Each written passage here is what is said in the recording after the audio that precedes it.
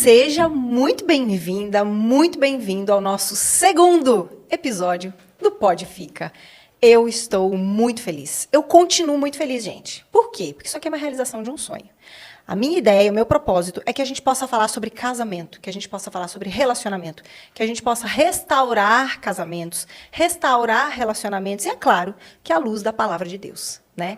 Então, a convidada de hoje está muito especial. Você não está vendo a convidada de hoje ainda, mas a gente vai falar de um assunto muito interessante, principalmente para você, mulher que é casada ou pretende casar. Tá certo? Hoje a gente vai falar muito sobre o casamento cristão. A gente vai falar muito sobre a sabedoria da mulher no casamento cristão.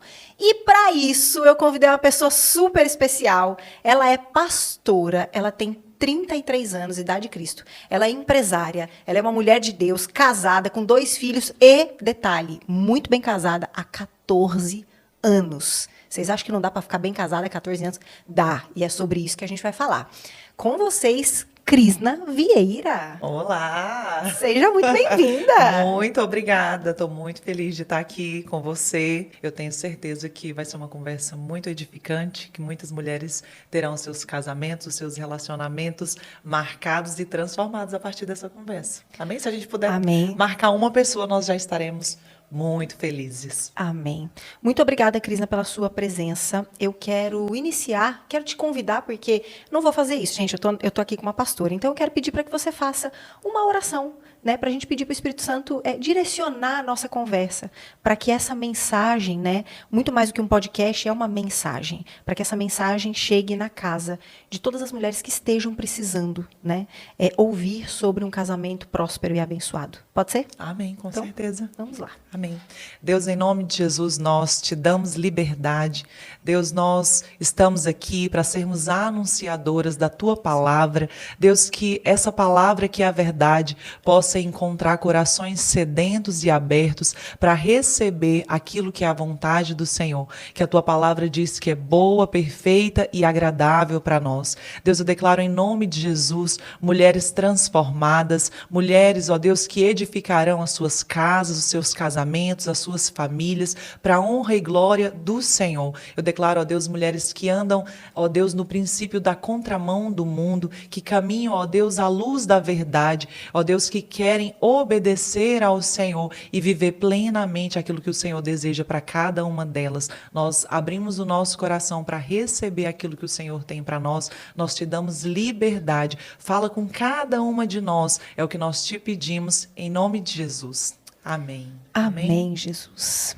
Crisna, como manter esse sorriso no rosto casada há 14 anos?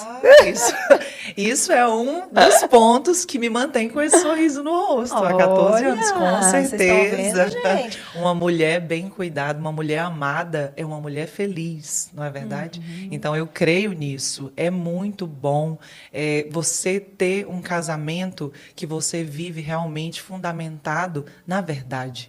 Então a verdade ela liberta, a verdade ela traz paz. A palavra de Deus diz que Jesus diz que o jugo dele é suave, o fardo dele é leve.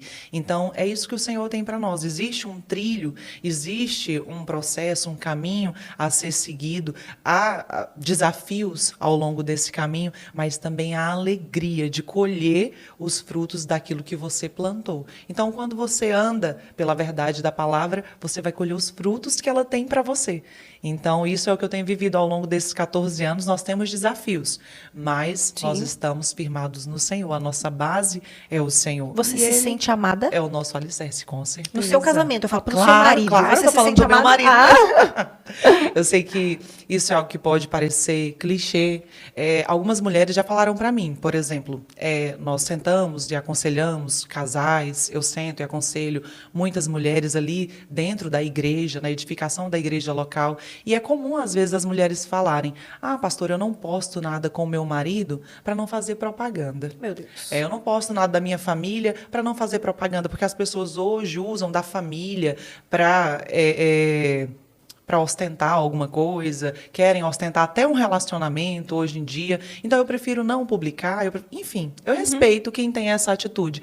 Mas eu também conheço pessoas que não fazem isso. Por quê? Porque realmente não tem algo bom para se orgulhar, não tem algo bom realmente para mostrar, e existe aquele temor de algo que não é consistente. Então, o meu casamento, estou dando um exemplo, não falando do meu, mas algumas pessoas pensam assim, o meu casamento ele pode ruir a qualquer momento, então eu não vou, por exemplo, colocar uma mensagem de amor, uma declaração amorosa ali nas minhas redes sociais para uma pessoa com quem eu não estou satisfeita, é um relacionamento que a qualquer momento pode acabar, e se privam disso e preferem não expor seus relacionamentos. Quando eu digo expor, eu digo de publicamente dizer, por exemplo, livremente, que se sente uma pessoa amada, compartilhar uma mensagem de amor junto com o seu cônjuge, porque aquilo às vezes é inconsistente. Tem os dois lados, Isso mas eu vai posso um te pouquinho... dizer que eu sou amada e que eu posso realmente dizer isso aos quatro ventos, graças a Deus, pela bondade do Senhor.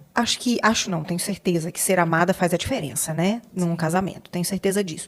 Mas isso que você falou é muito interessante, essa parte do... Tem mulheres que não postam, né? Não falam, não contam a sua história, não falam do casamento, porque elas têm medo desse casamento terminar, né? Para mim, isso tem muito a ver com as bases que essa pessoa teve. Sem né? dúvida. Até porque, você vê até quando você vai escolher o regime de bens.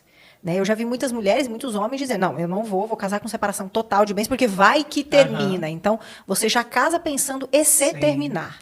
E quando a gente tem um entendimento, a gente casa para viver para sempre, né? Sim. Ou até que o a Senhor volte, até que a morte os nos separe. Agora, isso me deixou um pouco... Eu quero te fazer uma pergunta. Isso tem a ver com a escolha? Então, você pode me dizer que ser amada hoje pelo seu esposo, estar com esse sorriso no rosto há 14 anos, tem ligação com a escolha que você fez lá atrás? Com certeza. Talvez a gente não tenha tempo aqui para eu contar a nossa história. Mas como é que faz uma escolha certa tão nova? Eu não tenho dúvidas disso. Então, assim, ali na adolescência, na igreja, tendo ali aquela cobertura espiritual e vivendo aquele ambiente realmente de edificação da igreja, tinham ali vários princípios que nos direcionavam com relação à escolha. Princípios que, às vezes, para quem está vivendo uma vida dissoluta, realmente uma vida despreocupada com relação à vontade de Deus, ele não compreende. Então tem gente, por exemplo, eu já ouvi pessoas dizerem que sexo antes do casamento não faz diferença nenhuma. Quando você ama a pessoa, isso é irrelevante. Mas, acompanhando casais, é impressionante como praticamente todas as vezes que nós reunimos com um casal que está tendo problema, hora ou outra, o nome do ex surge na conversa como sendo um apontamento de problema. A vida sexual, a bagagem sexual que aquela pessoa carrega, ela sempre vem ali sendo apontada, na maioria das vezes, sempre não, desculpa, mas na maioria das vezes ela é apontada como um problema presente dentro da relação daquele casal. Então, essas coisas, elas não são neutras. E eu fui ensinada isso desde a minha adolescência, graças a Deus. Eu me converti aos 14 anos, nunca tinha namorado, nunca tinha tido nenhuma experiência romântica com ninguém. E aos 14 anos eu conheci a corte. Então, a nossa igreja tem essa visão da corte. Quem te ensinou, então, não foram seus pais, não, foi sua igreja? Não, foram os meus pais. Eu aprendi isso na igreja. Vocês estão vendo, gente? Às vezes não são os pais, e sim o lugar que você frequenta, a tua rede de relacionamento e quem te ensina, né? Sim, e eu digo além. Eu digo que a base é realmente a palavra, que é a verdade. Então, a palavra, ela nos dá instrução com relação a tudo da nossa vida. E, às vezes, quando você não tem aquela agilidade, eu vou dizer assim, de já buscar o conhecimento de forma massiva, vamos dizer assim, de você se debruçar na palavra, mas você ter pessoas que conhecem a palavra para te direcionar, isso é um grande presente de Deus. Então, na adolescência, eu não tinha essa preocupação de vou ler a Bíblia completamente para eu conhecer tudo que está escrito, para eu andar tintim por tintim do que está escrito ali. Mas eu tive homens e mulheres de Deus na minha vida, ainda nesse tempo onde eu não me preocupava tanto em conhecer profundamente a palavra, mas que estavam ali, foram usados por Deus para me direcionar naquele tempo. Então, eu lembro que, quando eu converti, eu estava contando os minutos para eu começar a namorar. Porque dentro da minha casa, a regra era, podia namorar a partir dos 15 anos de idade. Então, eu contava os minutos para eu fazer 15 anos de idade e eu poder começar a namorar. E quando eu converti e me deparei com essa informação de que eu estava num lugar que tinha essa direção de que namorar não era o melhor, que existia uma forma de relacionar-se com um propósito que ia ser bem mais edificante para a minha vida, primeiro eu vi aquilo como uma doutrina. Então, eu rejeitei. porque aos olhos naturais aquilo era completamente diferente da realidade que eu vivia até dentro da minha casa. Então eu decidi me abrir para aquele ensino. Ah, mas por que que eu tenho que me guardar? Ah, mas por que que eu tenho que fazer sexo só depois do meu casamento? E eu fui sendo direcionada, e essas perguntas foram sendo respondidas, e eu fui guardada em Deus. Eu vejo exatamente dessa forma hoje. Eu fui completamente separada, realmente guardada para aquilo que Deus tinha reservado para mim. Então, entendendo esses princípios, eu decidi andar em santidade, que é a forma como nós chamamos, eu decidi andar em santidade até quando eu encontrei o meu hoje marido. Então, na época, nós éramos muito amigos. Você perguntou como eu escolhi. Então, eu escolhi a partir daquele relacionamento mesmo que nós tínhamos dentro da vida da igreja. Então, ele era um homem de Deus, frutífero, ativo na obra, e eu também ali com o discipulado, com a célula, a nossa igreja funciona desse jeito. Então, nós estávamos ali ativos dentro da igreja, e eu orava porque eu queria casar com um homem de Deus. Eu nunca, não que isso seja errado, mas eu lembro que, você perguntando especificamente para mim como eu escolhi, eu nunca pontuei nada natural. Até porque eu tinha muito receio de escolher alguém por aparência, escolher alguém de modo natural e, por causa dessa busca natural, eu trupicar, eu ter algum problema. Então, por exemplo, alguém é muito bonito, mas é muito ignorante. E eu não perceber porque eu estou apaixonada pela beleza. Então, eu tive um pai muito violento. Então, assim, eu tive um ambiente familiar difícil por Tudo causa do que meu ia te pai. colocar para escolher errado, né? Isso. Então, eu tinha esse receio de não ver essas características antes de casar e ter algum problema conjugal, mesmo escolhendo alguém dentro da igreja. Então, eu orava para Deus me dar uma pessoa que fosse paciente, para Deus me dar uma pessoa que me amasse, que cuidasse de mim, para Deus me dar uma pessoa que fosse fiel a Ele antes de mais nada, alguém que tivesse o caráter de Cristo, alguém que fosse aprovado em Deus, antes de que eu me apaixonasse por outras características que não fossem aquelas que agradassem ao Senhor. E Agora, dessa forma aconteceu. Olha só, você tá colocando aqui as características do seu marido, né? Sim. Então, olha só, você orava por um homem que fosse de Deus, que tivesse um caráter moldado, né? Aham. Tudo isso que você acabou de colocar agora, um homem que fosse justo, né? Gentil, enfim. Agora, e a mulher, né? Qual que é a minha pergunta agora? E eu queria que a gente falasse um pouco sobre isso. Depois de um tempo de casamento, né? E aí? Quais são as obrigações e o papel da mulher? Porque há 14 anos casada, com 2 filhos, com um ministério, com uma empresa também, que eu sei que você tem uma empresa, né? O seu marido é tudo isso. Mas e você? E a mulher, ela é quem? Né? Quais são as obrigações da mulher? Quando eu falo obrigações, talvez pareça um pouco pesado, mas quais são os papéis da mulher para que esse casamento continue? Não adianta ser só o marido, né? Claro, claro. A mulher precisa ser a auxiliadora. A mulher precisa ser aquela que está junto e de forma equiparada. Quando eu digo de forma equiparada, eu digo porque tem muitas mulheres que, como você falou, buscam tudo isso no seu marido, mas elas estão ali somente para receber.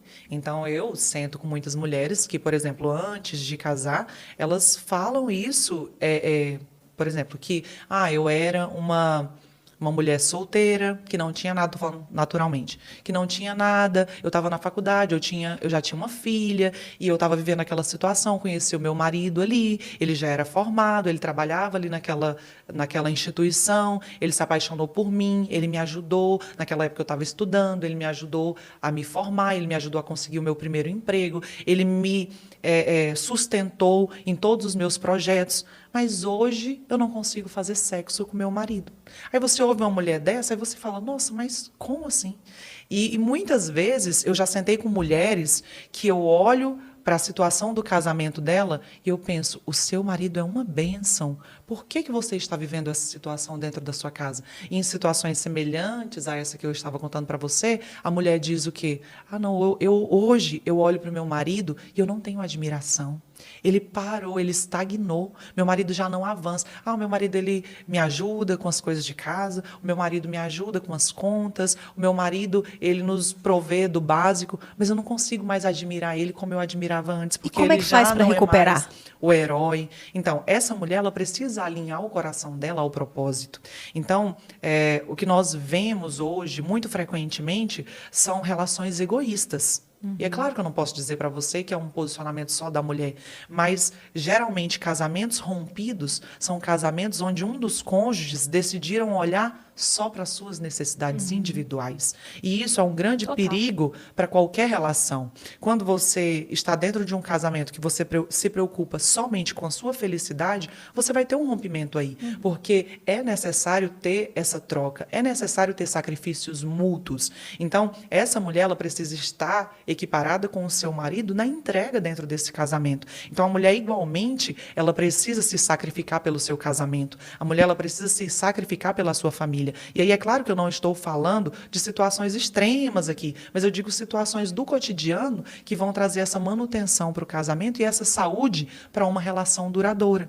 Então, é necessário ter essa preocupação com o respeito diário, é necessário ter essa preocupação com o relacionamento, com a comunicação diária. Então, tem casamentos que eles vão ruindo por causa do quê? De pequenos problemas ou de situações que não vão sendo vistas no dia a dia desse relacionamento, não vão sendo tratadas, não vai sendo dado a devida importância e isso vai gerando, então, ali um distanciamento, isso gera a falta de admiração, a falta de desejo sexual, o que gera, muitas vezes, o rompimento do casamento. E por outras N situações. Agora, a mulher, biblicamente falando, ela precisa ser essa mulher que assume o seu papel de mãe, de auxiliadora, de dona do seu lar. Eu sei que isso vai na contramão do mundo. E não há problema nenhum nisso para nós, porque nós andamos na contramão do mundo. Né? Até porque o mundo, ele diz assim, não case, porque casar é trabalhoso, ter filhos é trabalhoso, Sim. né?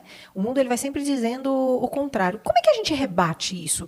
Porque assim, Crisna, as mulheres, elas vêm, né, muitas vezes com essa base, com esse modelo de mundo.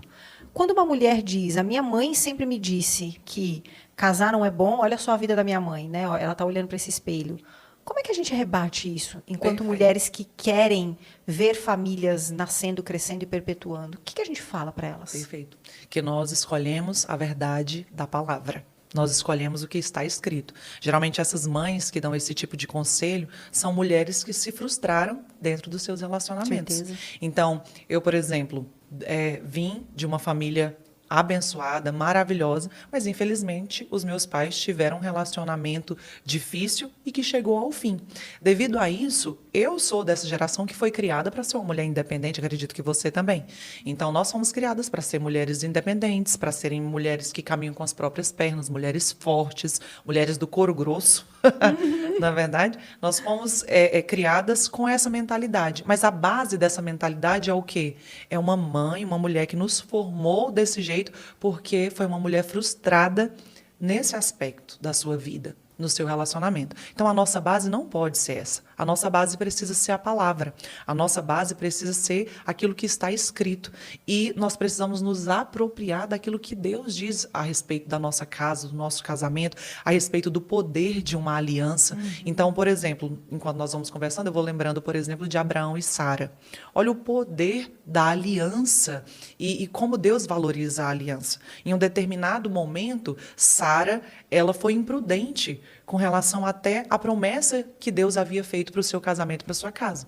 Então, Deus disse para o meu casamento, para o seu casamento, para o casamento de Sara, que você vai ser uma mulher frutífera, que a sua casa ela vai ser uma bênção, que você e a sua casa vão servir ao Senhor e vão ser honrados no seu posicionamento, que vocês vão ser supridos com relação a todas as coisas, que não vai te faltar o pão, que não vai te faltar a provisão, enfim. É isso que a palavra de Deus diz. E isso Deus tinha para Abraão e Sara. Mas Sara tinha uma promessa do filho que ela teve dificuldades de esperar. E Ela foi lá e fez no braço dela. Exatamente. Diante dessa situação, ela agiu o quê? Na força do seu braço. Ela deu o jeitinho para antecipar, para fazer aquilo que Deus estava demorando a fazer. E a consequência disso foi o sofrimento de toda a sua casa. Porque eu não tenho dúvidas que Sara sofreu com aquele fruto que não era a promessa do Senhor. Ismael, que era o filho, sofreu. Agar, que era a serva, e se propôs, né? Aceitou aquela situação, condição que talvez nem tinha outra possibilidade. Ela também sofreu. As outras gerações sofreram também, sofreu, né? Outras gerações sofreram. Mas diante daquela direção, eu vou dizer assim, daquela decisão errada, depois de toda aquela situação e até depois de terem a promessa concebida, quando eles estão vivendo ali, eu posso chamar assim, eu vou chamar assim, tá bom? De caos familiar, quando eles estão vivendo aquele caos familiar por causa de decisões erradas, o que Deus diz para Abraão? Ouve a sua mulher. Ouve a sua mulher. Não é? Abraão corre para Deus e fala, e agora, Senhor? Porque eu amo Ismael.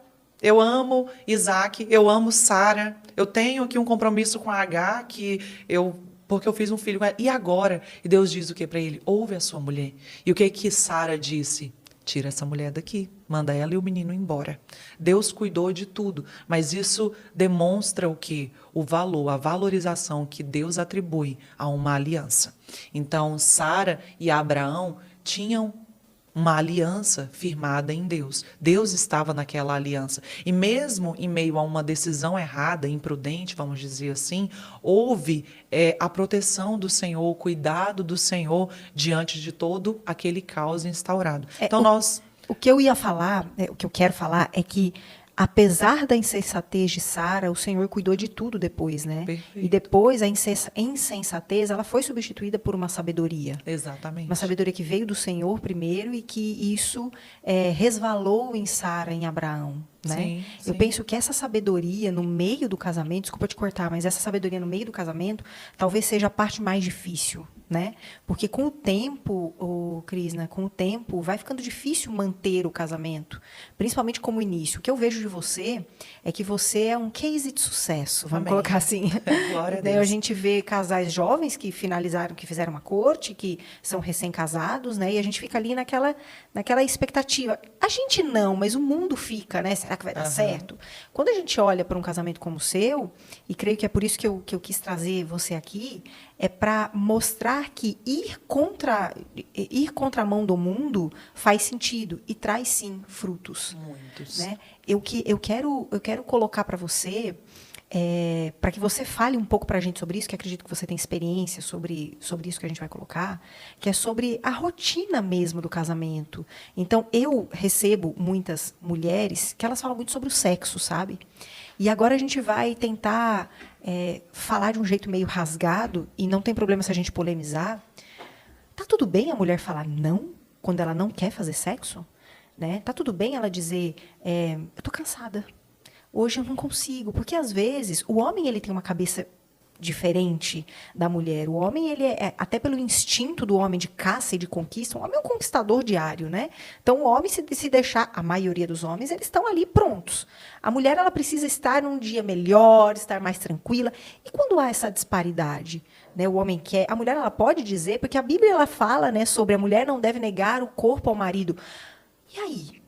Perfeito. O que você fala sobre isso? Eu vou dizer para você diretamente que ela pode dizer, desde que isso não seja uma rotina dentro do seu casamento e com relação à sua vida sexual. Então, é claro que surgirão dias em que você realmente está doente, que você realmente precisa daquele repouso, que você precisa daquela separação, vamos dizer assim. Então, isso é conversado. Então, Perfeito. Algo que eu valorizo muito dentro do meu casamento e que foi realmente algo muito precioso que nós conservamos ao longo dos anos de casado dentro da nossa casa é a amizade. Então, quando o casamento ele vai caindo ali na rotina, o casal ele vai tendo uma relação muito parecida, na maioria das vezes, até com uma relação empresa e patrão, prestador de serviço.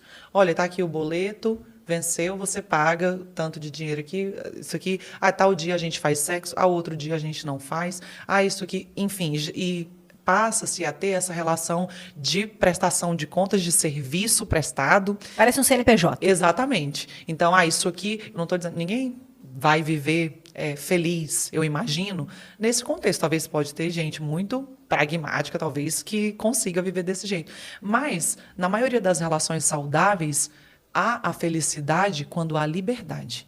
Então, acredito que ambas as partes buscam essa liberdade. O homem, às vezes, em ter essa liberdade de dizer o que ele gosta, de compartilhar as expectativas dele, principalmente com relação à vida sexual. Perfeito. E a mulher em ter essa liberdade em dizer, eu não gostei, eu não fui ao ápice do prazer. Então, assim, é muito comum, lá em casa nós temos esse hábito, se tornou um hábito, de terminou, e aí, foi bom para você? Te satisfez? Você quer novamente? Você gostaria que fosse de um outro jeito? Às vezes, em determinadas situações, hoje precisa ser rápido. Hoje a gente pode tirar um tempo aqui para ficar aqui no quarto e desfrutarmos um do outro. Ou seja, crente fala sobre sexo. Com certeza. Porque tem gente que acha Fala que e não fala. faz também. Além de comer, crente faz sexo. Muito. Eu lembro. Não vou. Acho que eu não vou contar essa parte. Que eu já contei isso várias vezes na igreja para muitas pessoas, mas eu não sei onde isso aqui vai chegar. Então, isso pode se tornar nacional. Eu tenho medo disso. Qualquer Isso coisa a gente pode ser corta. um estigma que as pessoas carregam de mim. Qualquer coisa a gente corta. Eu vou contar então essa historinha para Qualquer coisa a vocês, gente porque corta. ela é verídica. Então, o que eu posso fazer? Compartilhar, vai ser no mínimo engraçado. Então, nós nos casamos, eu era inexperiente de tudo. Enfim, né? Tudo é tudo. E aí, nós fomos para a lua de mel. Eu não tinha noção de nada. Estou aqui para quê? Lua de mel é para quê? Para fazer sexo. Eu vim aqui para perder minha virgindade e fazer sexo. É para isso que a gente está aqui. Então, eu tinha isso na minha cabeça. Nós chegamos ali na lua de mel, foi só desfrute mesmo, sexual. E aí, eu lembro que nos primeiros meses de casado, eu pensava, Jesus, e agora? Porque isso é todo dia, toda hora. E aí, já falei isso de púlpito, então eu vou dizer aqui para você hoje, compartilhar com quem tirar um tempinho aqui para ouvir esse podcast, essa conversa até aqui. E aí, eu lembro que chegou numa situação que a gente chegou a fazer 8 vezes em um dia. Meu Deus. Isso é verdade.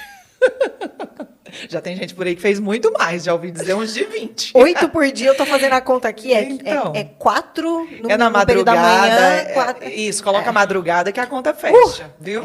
Então, assim, que a gente tava. Porque, assim, tô ali na lua de mel, então tô aqui pra isso. Chegou a ter essa frequência. E aí, claro que eu fiquei, assim, recém-casada, eu não tinha toda essa liberdade que eu tô dizendo pra você, que traz a felicidade. Então, claro que como mulher eu ficava, Jesus, você é uma escrava sexual. Exato. Então, assim, claro, foi prazeroso, enfim, foi uma fase maravilhosa, mas eu lembro que eu fiquei assim, meu Deus do céu. E agora, toda vez que eu ver o meu marido... Isso, né? Não, escuta que eu vou te contar o desfecho dessa história. E aí eu pensei, gente do céu, como que eu vou dizer pra ele que eu não aguento isso tudo? Claro que não foi, quero até deixar isso claro, não era 8 vezes por dia, mas chegou, tipo assim, um dia ser essa quantidade, a frequência era muito grande mesmo. E aí eu lembro que na igreja tinham os cursos para recém-casados, para os casados. E aí, logo ali nesse início do casamento, tinha um curso agendado da igreja. E aí vamos nos inscrever, porque nós somos recém-casados, apesar de que ele era pastor na época. E aí eu falei, mas vamos nos inscrever, porque curso de casados a gente não fez ainda, tinha feito de noivos antes de casar. Nos inscrevemos e fomos para esse curso. Logo na primeira aula do curso, o pastor que estava ali à frente disse, irmãos, porque é importante você ter uma frequência sexual no seu casamento, porque o sexo é saúde para o casamento, falou um percentual da importância do sexo no casamento, e ele disse assim, porque você precisa fazer sexo pelo menos 3 vezes na semana. Eu resolvi tudo. Olha como a palavra é uma maravilha. Ali você estava legitimada uma direção. Por tudo. Então, assim, eu estava ali toda naquela frequência, assim, bem mais do que 3 por semana. E aí eu lembro que eu virei pro meu marido. Até ele tá rindo aí, ó. Que tá fazendo... eu virei para ele e eu falei assim, 3 por semana tá ótimo pra mim. Eu falei pra ele. E aí ele, porque a gente tá na lua de mel. Ele concordou. Então ficou tudo certo. Então era algo que naquele momento eu não tinha essa liberdade da felicidade para compartilhar, por exemplo, para determinar, olha, você vai ter acesso ao meu corpo agora só 3 vezes na semana. Não tinha essa liberdade. Tava tudo maravilhoso, tava tudo perfeito para ele. Mas teve que equilibrar ali com a minha disponibilidade, vamos dizer assim, para que a gente pudesse ter essa saúde sexual também a longo prazo.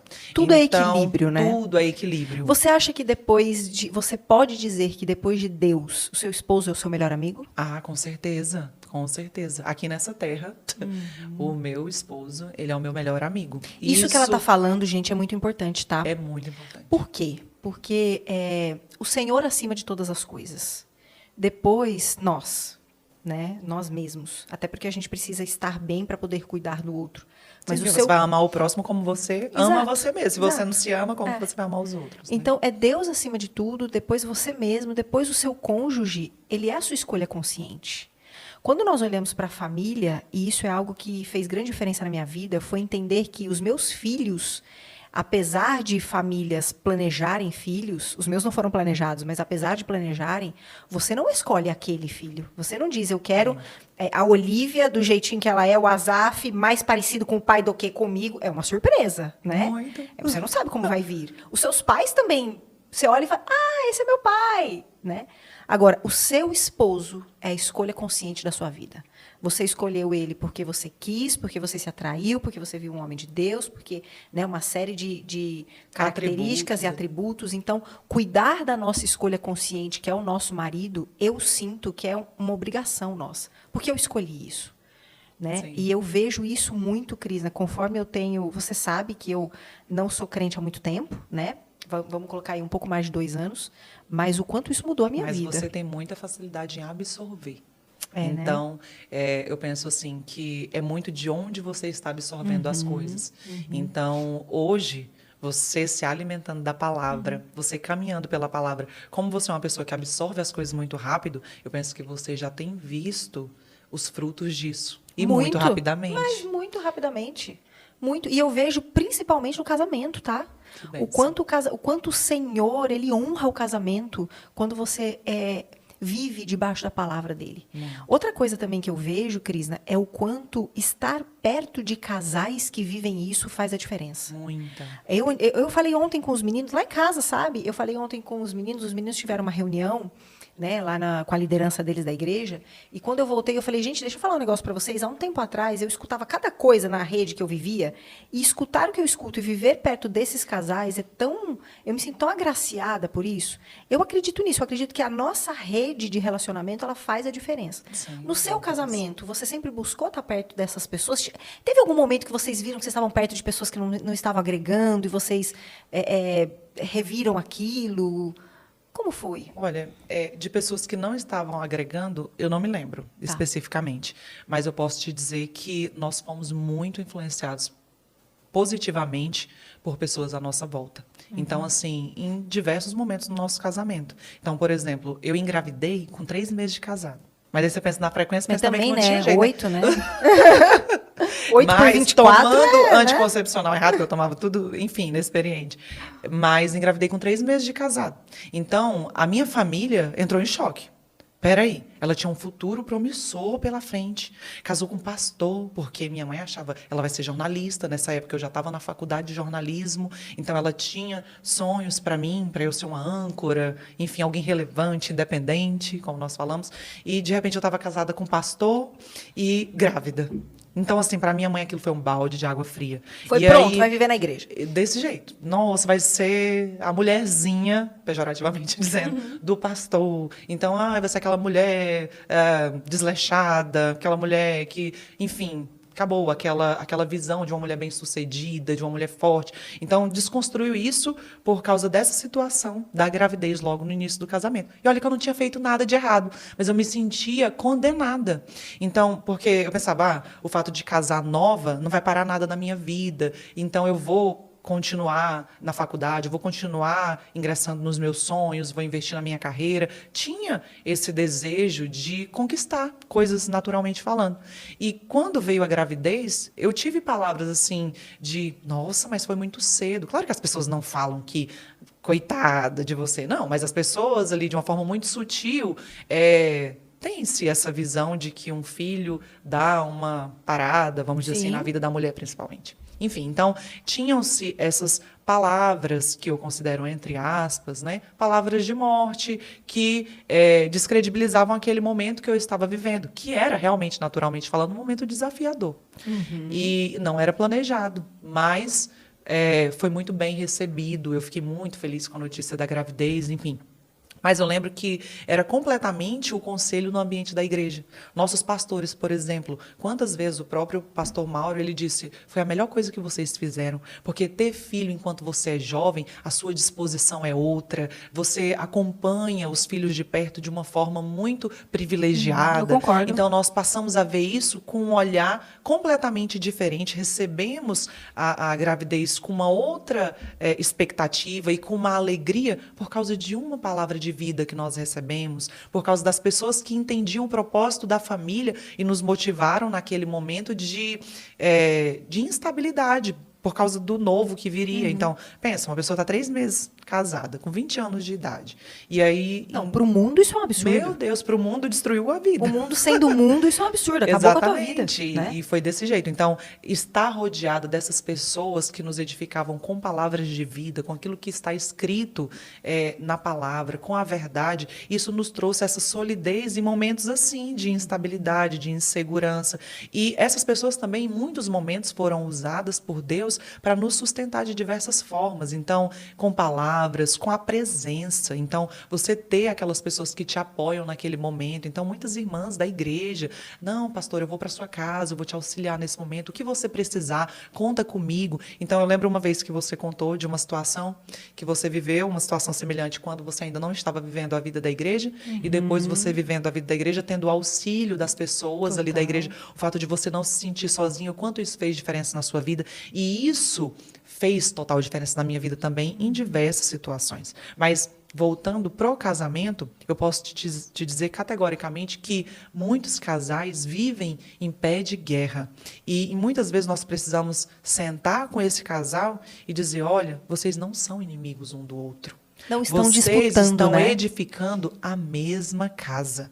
Então, se um quer edificar de uma forma e o outro quer edificar de outra forma, a gente vai ter divisão dentro dessa casa. E a Bíblia diz que a casa dividida, ela não subsiste.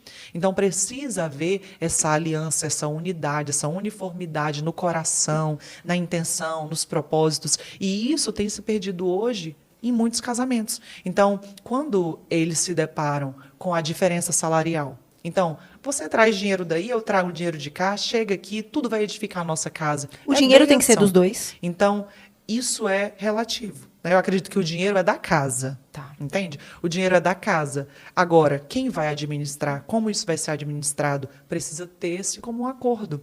Tá me entendendo? Então, isso é muito de casamento para casamento. Mas precisa-se haver esse entendimento de que nós somos um.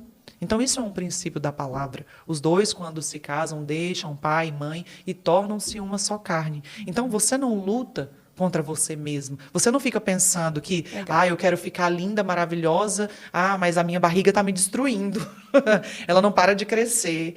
Não é? Eu quero ficar linda, maravilhosa, mas eu vou destruir, eu vou arrancar minhas unhas agora porque elas me atrapalham. Não, não é assim. Você não quer melhorar e se automutila, vamos dizer assim. Não, você trabalha em conformidade para que o corpo seja edificado, para que a casa seja edificada. Então, dentro do casamento, isso parece algo muito simples, mas dentro do casamento, às vezes isso é pedra de tropeço.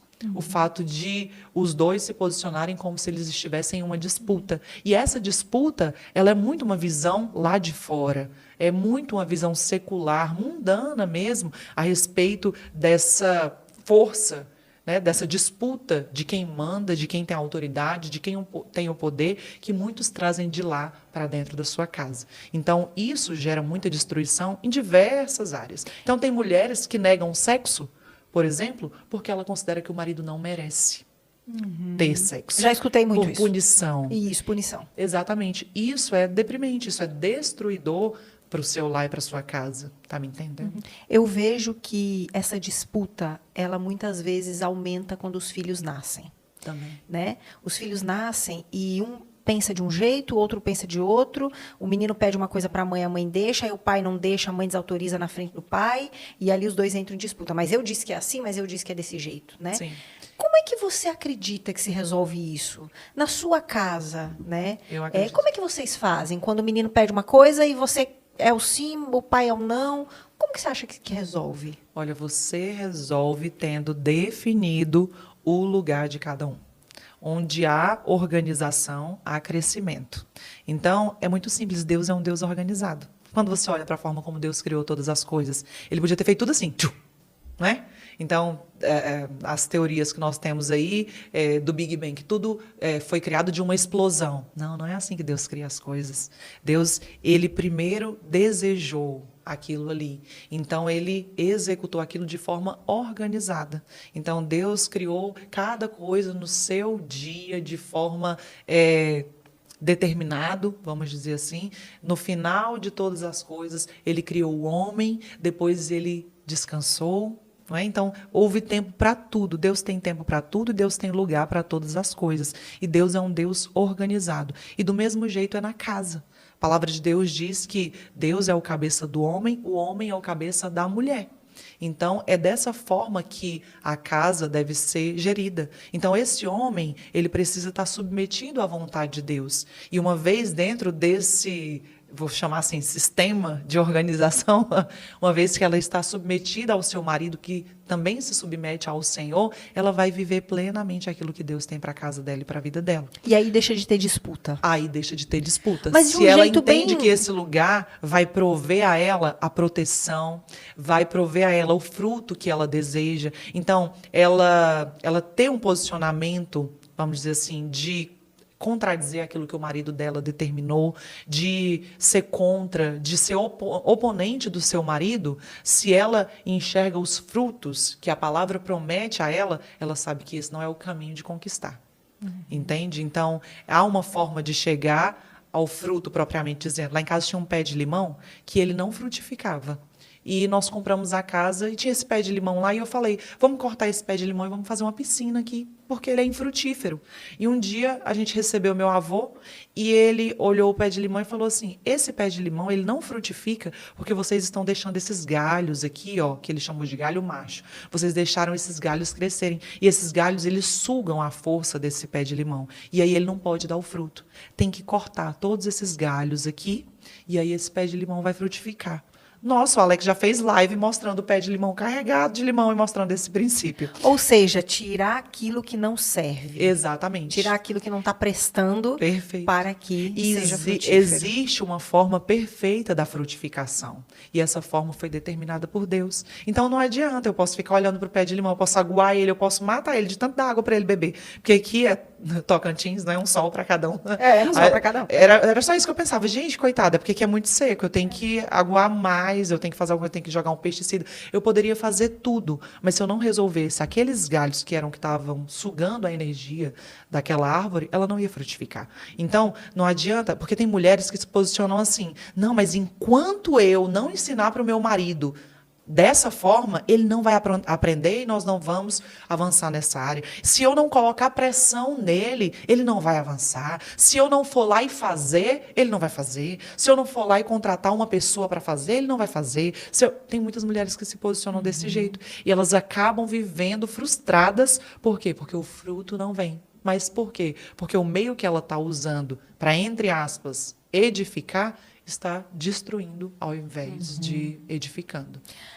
Eu concordo com isso que você está falando. Eu creio que é interessante, né, como a gente escuta você falar, e várias caixas vão abrindo aqui na minha cabeça, tá? De várias coisas. Já misturou um monte de coisa aqui.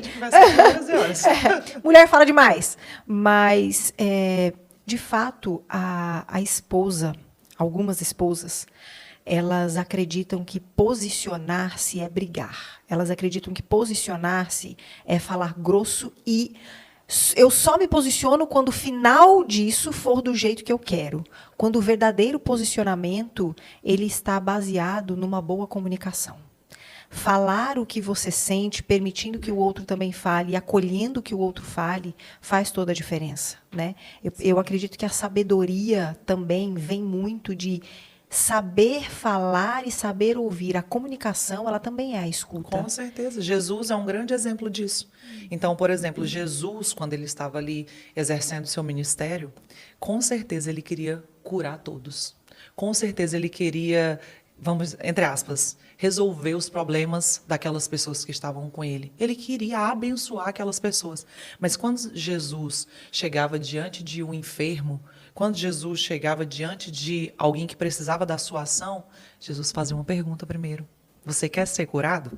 Ele não chegava, poxa, como que tendo Deus aqui, como que você, diante de Deus, você está aí, aleijado, doente, você está nessa situação miserável, por que você não pede? Eu posso fazer, por que você não age? Não é? Por que você não tem fé? Ele poderia agir de diversas formas, mas Jesus, sendo Deus, é o nosso maior exemplo. Sendo Deus, para Jesus agir antes ele perguntava. Sabe, eu acho que as perguntas, elas são uma grande arma dentro dos nossos relacionamentos. Por quê? Porque é um meio de você chegar à comunicação, de você chegar ao ponto que você deseja de forma respeitosa. Quando eu pergunto, e gentil, eu deixo o outro responder, né? E você Sabe? deixa o outro decidir também. Perfeito. Então, Jesus tinha poder para curar. A mulher, ela tem sim a capacidade de trocar uma lâmpada. A mulher, ela tem a capacidade de cuidar dos seus filhos e fazer as coisas sozinhas. Mas o grande poder está em você exercer essa humildade de Cristo dentro da sua casa.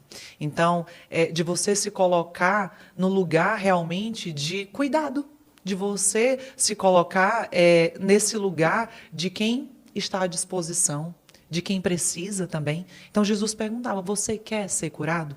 E a pessoa dizia, muitas vezes, quero. E aí, no final, Jesus, na maioria das vezes, não dizia, né? Na verdade, não dizia, eu te curei. Não. Vai. Ele dizia, a sua Tá fé... vendo? Eu te curei. A sua fé te curou, a sua fé te salvou, não é? Então, era assim que Jesus tratava com aqueles que estavam ao seu redor. Jesus não chegava impondo coisa nenhuma. E esse é um grande ensinamento para nós. Então, no dia a dia, por causa dessa mentalidade de coisas instantâneas, não é? Que nós queremos tudo para ontem, tudo tem que ser muito rápido, o que vai mais edificar talvez as pessoas depois dessa conversa são o quê? Os cortes da nossa conversa. Porque as pessoas não têm paciência para ouvir toda a conversa, para ouvir todas as histórias. As pessoas não têm paciência para muita coisa. Dentro dos casamentos hoje, há pessoas imediatistas também. Tem homem que é o seguinte, eu não fiz nada, eu não te conquistei, eu não tive nenhuma demonstração de amor, mas eu quero fazer sexo agora. Porque se for para ter tudo mas isso, são muitos, não vai hein? ter no nosso casamento. A mulher, eu quero que você resolva esse problema aqui agora. Se não for, eu vou lá e resolvo. E esse imediatismo, ele traz muito rompimento dentro dos casamentos e muita frustração. Por quê? Porque é muito ruim você estar dentro de uma relação que você não se sente útil e nem valorizado. Então, homens e mulheres igualmente querem ter essa utilidade e esse respeito mútuo dentro do seu relacionamento. Então, as mulheres querem ter esse tempo de qualidade, as mulheres querem se sentirem valorizadas, amadas, respeitadas, e o homem também deseja ser ouvido, deseja ser respeitado. Precisa deseja ter que a esse mulher equilíbrio, né? Precisa ter esse equilíbrio. Você falou uma coisa muito legal, que foi... E eu falo isso também, sabe? Nos meus atendimentos, quando você falou sobre Jesus, que Jesus ele fez uma pergunta, ele fazia uma pergunta, você quer ser curado? E quando ele curava, ele dizia, a sua fé te curou. Eu creio que existem 2 recursos importantíssimos para a mulher sábia, e aí me corrija se eu estiver errada. Eu acredito que um deles é a fé e a paciência para esperar o tempo de Deus. E aí eu quero colocar um exemplo de Ana, que é uma história que você me apresentou e que me tocou muito. Ana, ela foi uma mulher de grande fé. E ela esperou no Senhor aquilo que ela mais queria. Ana queria muito ter um filho, né? Para quem não conhece a história, eu vou falar do meu jeito, estou na frente de uma pastora, mas Ana queria muito ter um filho e Ana era infértil, né? E Eucana, que era o marido de Ana, ele tinha filhos com Penina, que era outra esposa. E Penina, todos os anos, no momento da oferta, Penina, ela tirava sarro, ela dizia para Ana, eu tenho filhos com ele, eu fico imaginando a cena, eu tenho filhos com ele, você não tem. E Ana se sentia muito triste, muito amargurada, né? E ela contestava, Senhor, por que eu não? E Ana, ela se colocou nos pés do Senhor e ela foi uma mulher de fé e fez um voto. Senhor, se o Senhor me der um filho, eu entrego ele. E o Senhor deu e o Senhor cumpriu. E quando Ana foi mãe de Samuel, Ana, assim que Samuel desmamou, ela entregou Samuel para que Samuel fosse um servo de Deus. O que mais me encanta nessa história, Crisna, é que a Bíblia não fala que Ana, por não ter filhos e por ser muito chateada e provocada por Penina, ela se tornou uma mulher rixosa. Quando eu leio a história de Ana, eu não sei porquê, eu posso estar errada, mas eu vejo uma mulher doce. Eu vejo uma mulher que ela estava triste, chateada, mas preservou a doçura. Por que eu estou dizendo isso?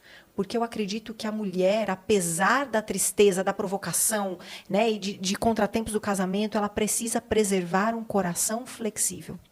Acredito que isso faz a diferença, essa questão de essa essa fé, essa paciência, esse coração flexível, que é o que o marido quer também, né? Você acredita que o marido ele espera essa doçura da mulher? Eu tento ser assim Com no meu certeza. casamento, tá? Deixa eu te dizer uma coisa, até falei ontem, já vou deixar você falar sobre isso, mas até falei ontem pros meninos. Eu tava com a minha enteada em casa e o meu esposo, ele tem um negócio que eu adoro, que ele sempre vai lavar a louça pra mim, né? E eu falo assim, meu filho, é um presente a pessoa lavar a louça pra mim, porque eu não gosto de lavar a louça.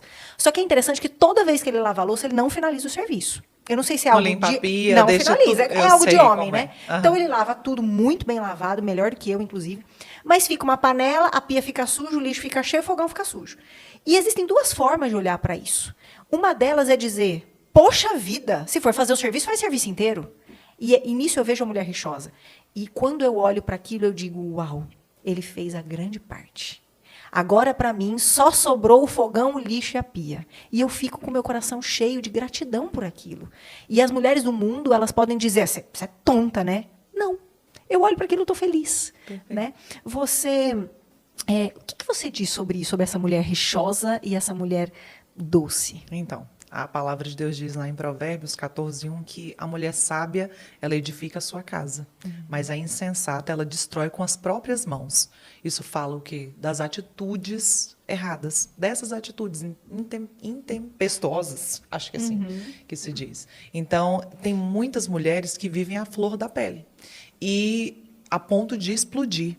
E muitas explodem. Então, assim, hoje eu sento também com muitas mulheres que têm problema com ansiedade. Ansiedade é um pecado, não é? Porque a ansiedade é a pré-ocupação. Então, é você duvidar daquilo que Deus tem poder para fazer. Então, é pecado. A palavra de Deus diz que é pecado, que nós precisamos confiar no Senhor, no seu cuidado, na sua bondade. Então, muitas mulheres andam a flor da pele, por quê? Porque elas querem resolver tudo na força do seu braço. Exato. E ninguém que caminha na força do seu braço vai viver descansado. E o descanso também é uma promessa do Senhor para nós. Então, algo que o meu marido sempre valorizou dentro da nossa casa, e eu posso testemunhar a respeito disso hoje aqui, é o fato de me preservar de diversas situações angustiantes dentro da nossa casa. E eu louvo a Deus por isso, porque eu percebo que é algo que muitas mulheres não experienciam realmente dentro das suas casas. Essa semana mesmo nós estávamos conversando depois da célula e eu estava compartilhando de situações que eu sempre compartilho a respeito do meu marido. Aí sempre tem alguém que pergunta, e quem criou os meninos? Então foi ele, né? Então ele tem uma grande parcela disso, eu louvo a Deus por isso. E eu não me sinto fazendo menos por ter um marido que me ajuda da forma como ele ajuda. Então, por exemplo, algo que eu posso dizer, talvez seja comum para você também, se for você compartilha, mas lá em casa eu posso pontuar. Ele ensinou os meninos a andarem, ele desfraldou os dois, ele desmamou os dois. E isso com tempos recordes. Então, assim, as crianças antes de 2 anos já não estavam mais usando fraldas, já não estavam mais mamando pelas madrugadas da vida, que quem amamenta sabe o quanto essa fase é difícil. E durante também a minha amamentação, ele acordava à noite para tirar do berço, colocar para mamar. Gente, tá aí a escolha, viu? Então. Escolher certo faz a diferença. Não vivi isso não, Cris, né? Então, para tirar, para botar, para rotar, para colocar, para dormir. E cedo ele ia trabalhar. Aí você pode falar, ele ficava dormindo até meio-dia. Não, ele acordava 6 horas da manhã para ir orar todos os dias na igreja. Então, ele ficava à madrugada ali comigo. Por quê? Ele tinha essa força que eu não tinha. Então, ele pensava, nossa, se ela passar 1 ano, 2 anos a fio sem dormir, ele pensava assim, naturalmente dizendo, ela é uma mulher branca, a gente não está com todo esse aporte financeiro para investir agora em estética, então esse rostinho vai derreter, né? Já é difícil. Então as bochechinhas aqui para sustentar lá em cima, que é dureza.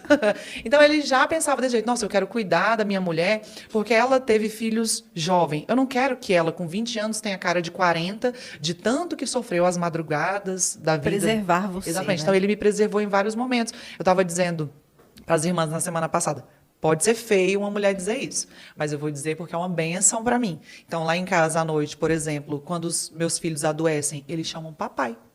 E o papai pega eles e corre para o hospital de madrugada. Muitas vezes eu acordei de madrugada na minha casa sem saber cadê o meu marido. Cadê as crianças? Sumiu um. E eu falo, Jesus, foram arrebatados.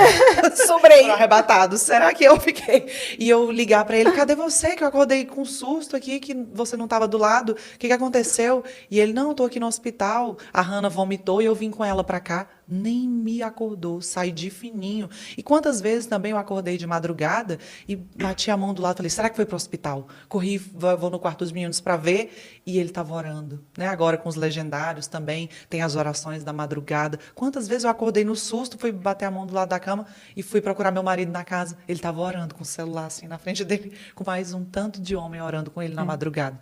Então, isso é um grande privilégio que uma mulher que decide andar no descanso e sabendo que Deus é aquele que rege o seu marido, pode viver. Então, Amém. essa submissão e essa alegria em viver nesse lugar de descanso, eu posso te dizer que isso são para mulheres que têm um marido que querem honrar o Senhor e querem realmente viver a vontade de Deus. Então, Amém. antes dessa mulher estar submetida a esse marido, à luz da palavra, esse marido está submetido a um Deus que o rege e que o direciona. E isso faz Amém. completamente toda a diferença. Que testemunho lindo. Amém. Olha só, Cris, a gente podia ficar mais tempo aqui, Poderíamos. mas eu vou ter que caminhar para o fim já. Passou Amém. muito rápido, mas eu tenho a certeza de que você é a prova de que escolher certo, casar nos tempos de hoje, faz toda a diferença. E eu quero dizer que, claro que não tem uma fórmula mágica. Então, há pessoas, sim, que vão para a igreja e falam, eu almejo isso aqui, eu vou conquistar isso, porque eu vou conquistar aquela mulher, aquela mocinha santinha, entre aspas, dentro da igreja, vai dar tudo certo. Ou o inverso, né? Eu vou para dentro da igreja para arrumar um homem de Deus. E não é assim que as coisas acontecem. Então, é importante, eu sempre digo isso, até familiares. Quantas vezes me procuraram, você é pastora, você tem um casamento tão abençoado, fala para mim o que eu faço aqui para resolver essa situação na minha casa, no meu casamento. E muitas vezes a minha resposta sempre foi, vai para o Senhor. Vai ter uma vida com o Senhor, vai desenvolver um relacionamento com o Senhor, para você ter uma base em Deus, para você ter realidade em Deus, para você compreender aquilo que Deus tem para você, para que você possa viver aquilo que Ele tem para você, para que depois você possa contemplar os frutos daquilo que Deus tem para você. Então, essas coisas, elas são conquistadas por meio da fé. Eu posso te dizer hoje, claro que eu posso destacar coisas naturalmente falando, mas eu preciso te dizer também, e dizer para essas mulheres que estão nos ouvindo, que aquilo que você deseja para o seu casamento, para a sua casa, você vai conquistar por meio da fé e da total dependência em Deus. Amém. Amém. Que testemunho lindo. Glória Olha, a gente, Deus. eu estou muito feliz. Muito obrigada. Mulheres como você nos mostram que nós devemos continuar acreditando no casamento. Amém. E esse foi o objetivo desse podcast. Eu quero receber a Crisna mais vezes. Vai Quero ser um recebê-la prazer. com outras mulheres aqui. Eu espero que essa mensagem chegue na sua casa de um jeito, com o mesmo carinho que nós fizemos aqui. Eu estou muito feliz. Crisna, muito obrigada por esse momento. Né? Eu quero agradecer toda a audiência que vai assistir esse podcast e lembrar vocês, mulheres, que nós estamos aqui para trazer para vocês a mensagem de que o casamento ainda vale a pena. E nós somos testemunhas disso. Muito obrigada a todos que estiveram aqui presentes. E agora a gente vai tricotar fora dos bastidores, que eu quero saber mais da história do 8x24, gente, que isso aqui ficou marcado, viu? É isso aí. Muito obrigada. Foi ótimo, gente. Passou muito rápido.